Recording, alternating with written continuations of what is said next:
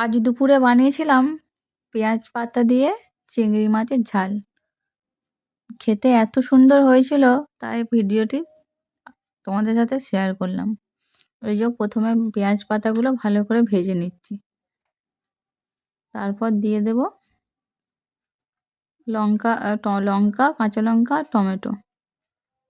এরপর মশলা দিয়ে দেবো আদা রসুন সর্ষে বাটা, ভেজে নেব।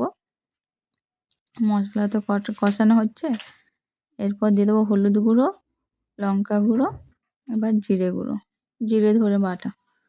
এরপর একসাথে মশলাটা কষাতে থাকবো, একটু কাশ্মীরি লঙ্কার গুঁড়ো দিয়ে দিলাম।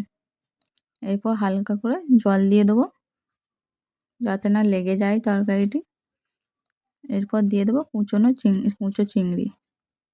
এই যে কুঁচো চিংড়িগুলো দিয়ে দিলাম। এরপর তরকারিতে একটু জল দিয়ে দেবো। এবার দিয়ে দিচ্ছি ধনেপাতা।